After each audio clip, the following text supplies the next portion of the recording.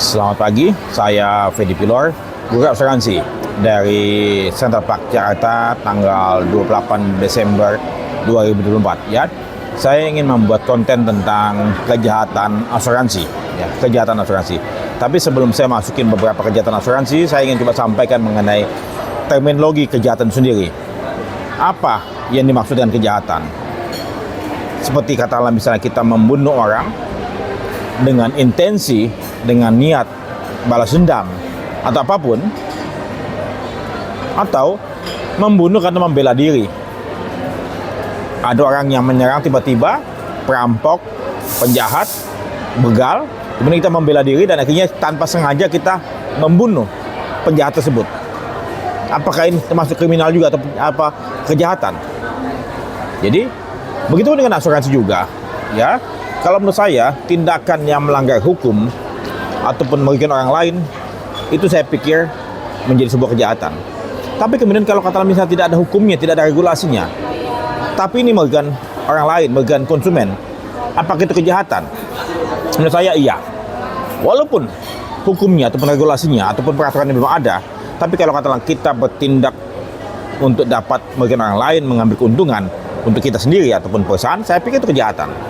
Jadi, kalau katakanlah kita mau coba diskusi ataupun mau berdebat tentang kejahatan, memang perlu waktu, perlu adu mulut, adu busa, mulut berbusa ya, dengan para pengacara. Saya tidak suka dengan para pengacara yang suka mengadu mulut ya, karena mereka biasanya memang tujuannya apa? Mencari rezeki dengan adu mulut ya.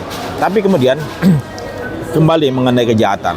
Kejahatan adalah suatu tindakan yang bertujuan mengambil keuntungan bagi orang lain ya, walaupun itu mungkin tidak ada regulasinya. Seperti misalnya katakanlah ya, contoh kita membuat suatu reklame, suatu iklan yang dapat menyesatkan masyarakat luas terkait dengan produk asuransi. Menurut saya ini adalah suatu tindakan kejahatan yang berintensi mengaburkan, tidak sehingga masyarakat luas dapat memahami keliru ya.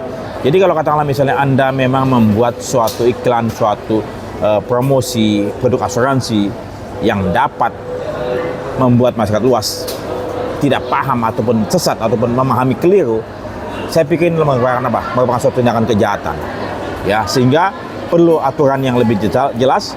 Jangan sampai ada iklan ataupun promosi asuransi yang menyesatkan ya, dalam baik itu tertulis ya secara printing ya ataupun diucapkan oleh para pemasar, sehingga jangan sampai kita mau menjual produk asuransi yang baik, yang mulia ya, yang ingin membantu orang lain tapi dengan cara yang tadi keliru. Ini adalah suatu kejahatan yang saya pikir perlu dihindari ya, perlu dicegah.